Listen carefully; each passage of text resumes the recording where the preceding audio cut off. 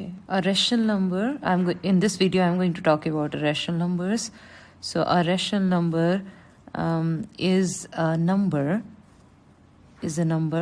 So for number you can also use this symbol. So a rational number is a number which can be expressed as p divided by q, and this q is not equal to 0, and p and q, they belongs to integers. So this is the symbol which we use for belongs to, which means p and q are integers, and this is integers. For integers we use z or z. So for integers, the integers are whole numbers, positive and negative. So for positive we can also use this notation, and for negative this notation. So integers are whole numbers which are positive and negative. And for example, -3, -2, -1, 0, 1, 2, 3, and so on and so on. This is your integers. And if you take only this one, these are negative integers, and this one is positive integers. And the symbol which we use for positive integers is z plus, and for negative integers we use z negative. So make sure that you take notes in your notebook. So p over q, q is not equal to 0. P and q both are integers, and then your z or z is your whole numbers, positive and negative. But this is not the only condition for a rational number, for a number to be a rational number. There's one more condition which we have, and that condition is all decimals which either terminates means stop when you divide a fraction, and when it ends, then that fraction is a rational number. So rational number is a special kind of a fraction. So it's also like a fraction, and it is a special kind of fraction. So all decimals which either terminate or have a repeating pattern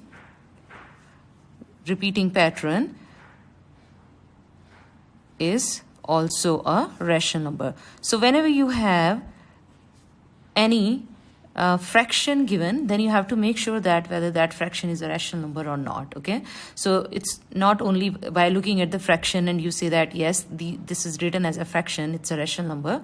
So that won't be true.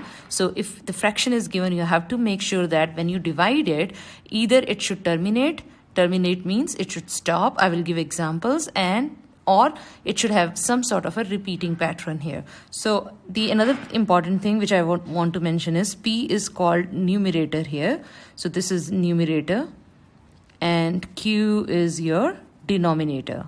So you can remember from d is down. So whatever is written in the down is called the denominator. This is a bar, which means it's a division. Okay.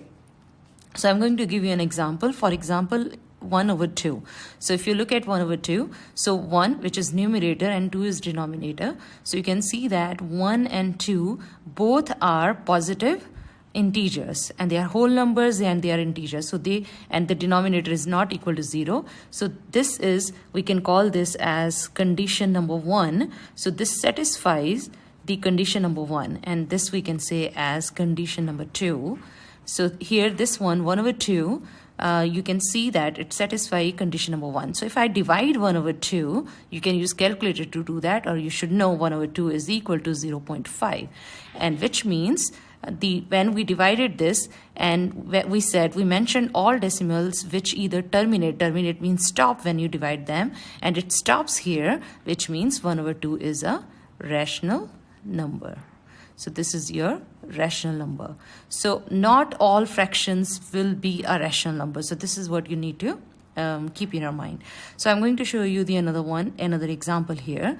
So let's say that if you have sometime they will give you a number which is represented as a fraction, or sometime it can be a decimal also. It can be given as a decimal. Then you need to see that, for example, if I give you 0.4 and if I ask that whether 0.4 is a rational number or not, so how would you do that is 0.4 is 4 over 10, which means if I simplify it, this is going to be 2 over 5.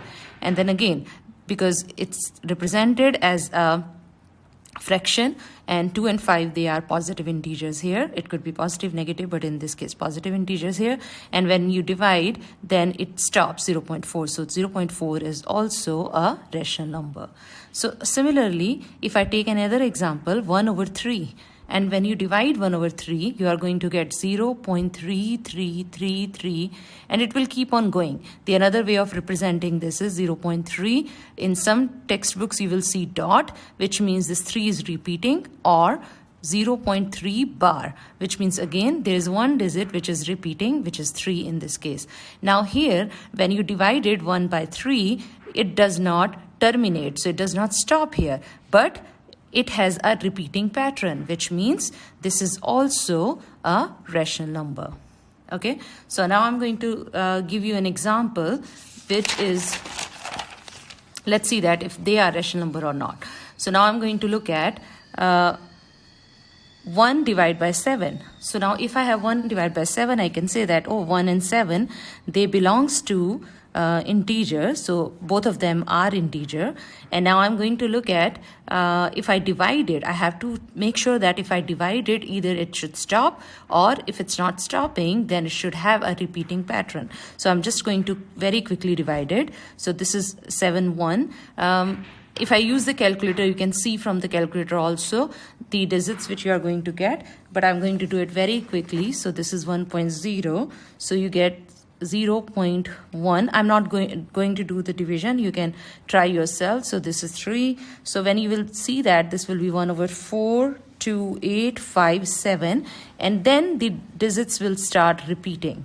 So you will have the same thing here. So this is 30, and if you keep on doing it, which I'm not explaining how to do in this video, but if you do that, 56, 40, 35, then you will see that here 50, 49, and then 10. So you will again get the same number which you started the division with. So which means 1 over 7 is also a rational number. Whereas if you have 22 over 7, and if you use your calculator and you will start dividing it, you will get 3.154, and it will keep on going on, so it won't terminate. But here you will not also see any pattern, so there will not be any repetition of the repetition of the digits, so there will not be any pattern, which means 22 over 7 is not a rational number. Whereas here 1 over 7, it did not terminate, but there was a pattern. So as you can see that here the digits started repeating. So when you have some sort of a pattern, then it's a rational number. Otherwise it is not a rational number. So 22 over 7 is not a rational number. So every time whenever the fraction is given, you cannot just assume that it's a rational number. You have to verify using two conditions which I told you. So these are the two conditions which you need to verify. So one is not sufficient here. Okay.